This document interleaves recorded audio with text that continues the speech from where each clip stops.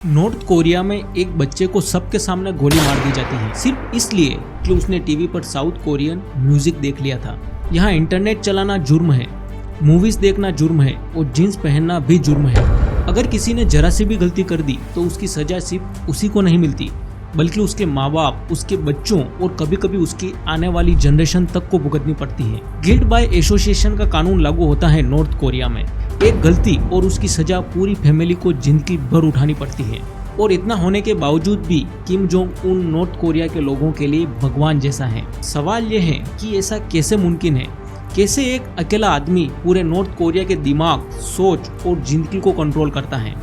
आइए समझते हैं किम जोंग उनकी तानाशाही को और ये भी कि कैसे एक ही आदमी पूरे देश को अपनी मुट्ठी में कैद करके रखता है। नॉर्थ कोरिया की बॉर्डर 3 कंट्रीज से जुड़ी है, साउथ कोरिया, चाइना और रशिया।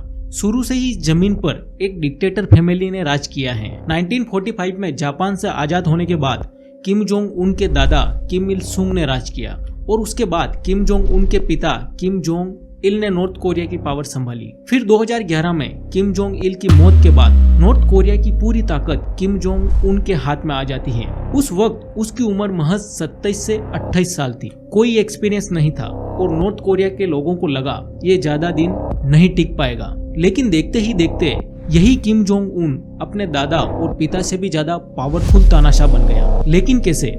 आइए समझते हैं। नॉर्थ कोरिया में इंटरनेट चलाना एक क्राइम है। यहाँ गूगल, यूट्यूब, व्हाट्सएप और इंस्टाग्राम चलाने पर पूरी तरह से बैन है। सिर्फ इंटरनेट ही नहीं, साउथ कोरियन ड्रामास या हॉलीवुड मूवीज देखते हुए भी पकड़े गए तो जिंदगी भर के लिए आपको जेल हो जाती है या फिर आपको लेबर कैंप भेज दिया जाता है जहाँ की जिंदगी किसी नर्क से कम नहीं होती। वहाँ घंटों काम करवाया जाता है, बुरी तरीके से टॉर्चर किया जाता है, खाना नहीं दिया जाता और लोग जिंदा रहने के लिए घास फूस और चूहे तक खाने पर मजबूर हो जाते हैं। अगर कोई छोटी सी भी गलती करता है या आवाज उठाता है या भागने की कोशिश करता है तो उसे सबके सामने गोली मार दी जाती है। लेकिन ये कहानी यही नहीं रुकती। एक गलती की सजा उसकी 3 जनरेशन तक को भुगतनी पड़ती है। अगर एक इंसान गलती करे तो उसके पेरेंट्स, उसके बच्चे और कभी कभी उसके रिलेटिव को भी सजा मिलती है। इससे भी भयानक सजा मिलती है जब कोई किम तानाशाह पर सवाल उठाए। किम के सगे चाचा जंग शोएंग थाएक को आर्मी के सामने एंटी एयरक्राफ्ट गन से उड़ा दिया गया, सिर्फ इसलिए कि आगे चलकर वो किम के लिए एक खतरा ना बने। कहा यह भी जाता है कि किम यही नहीं रुका, उनकी बॉडी को भूखे कुत्तों के सामने फेंक दिया। अब सवाल उठता है, इतना सब होने के बाद भी नॉर्थ कोरिया के लोगों के लिए किम जोंग उन भगवान जैसा है। आखिर कैसे? बचपन से बच्चों को स्कूल में यही सिखाया जाता है कि किम फैमिली ही देश की सेवियर है। किम फैमिली नॉर्मल इंसान नहीं बल्कि भगवान ने उन्हें भेजा है और ऐसी ही फेक कहानियां उन्हें पढ़ाई जाती हैं। किम इल सुंग के बारे में बताया जाता है कि उन्होंने चीट के शंकु से ग्रेनेड बनाए और रेत से गोलियां बनाई। किम जोंग उन के बारे में पढ़ाया जाता है कि 3 साल की उम्र में वो गाड़ी चलाने लगे थे और 9 साल की उम्र में नौकादौड़ जीत चुके थे। नॉर्थ कोरिया में किसी भी रिलीजन को मानना एक क्राइम है। बाइबल और कुरान रखने पर मौत की सजा होती है। वहाँ चर्च जरूर है लेकिन सिर्फ दुनिया को दिखाने के लिए, दुनिया को ये दिखाने के लिए कि यहाँ रिलीजियस फ्रीडम है। तो फिर सवाल उठता है, नॉर्थ कोरिया में लोग कौन सा धर्म मानते हैं? आप ये जानकर थोड़ा शॉक्ड हो सकते हो। वहाँ सिर्फ एक ही धर्म है, किम फैमिली। देश में हर जगह, रेलवे स्टेशन पर, स्कूल्स में, हर बड़े चौराहे पर किम फैमिली के स्टेचू बने हुए हैं। लोग उनके सामने झुककर प्रेयर करते हैं, बिल्कुल वैसे जैसे वो कोई भगवान हो। नेशनल डे के दिन इन स्टेचू के सामने रोना भी पड़ता है और जो नहीं रोता उसे देशद्रोही माना जाता है। नॉर्थ कोरिया के हर घर के अंदर लिविंग रूम की सबसे साफ और ऊंची वॉल पर किम इल सुंग और किम जोंग इल की फोटो लगाई जाती है। इन फोटोज का होना ही काफी नहीं होता बल्कि उनकी देखभाल करना और भी ज्यादा जरूरी हो जाता है। पुलिस अचानक चेक करने के लिए आ जाती है कि फोटोज सही जगह लगी हैं या नहीं, फ्रेम साफ है या नहीं। आपका पूरा घर तहस नहस हो जाए तो चलेगा लेकिन किम फैमिलीज के इन फोटोज को कुछ भी नहीं होना चाहिए। एक बार एक लेडी के घर में आग लग गई। उसने जैसे तैसे कर अपनी और अपने बच्चों की जान बचा ली, लेकिन इस आग में किम इल सुंग और किम जोंग इल की फोटोज जल गई। इसके बाद उसकी लॉयल्टी पर सवाल उठने लगे और उसे एक क्रिमिनल की तरह देखा जाने लगा।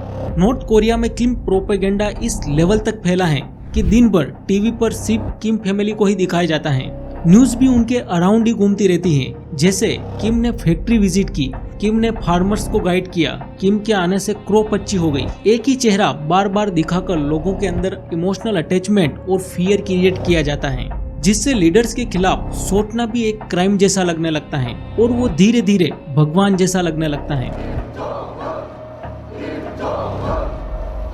दिमाग इस लेवल तक ब्रेन वॉश हो चुका है कि लोगों को लगता है हर प्रॉब्लम का सिर्फ एक ही सॉल्यूशन, किम जोंग उन।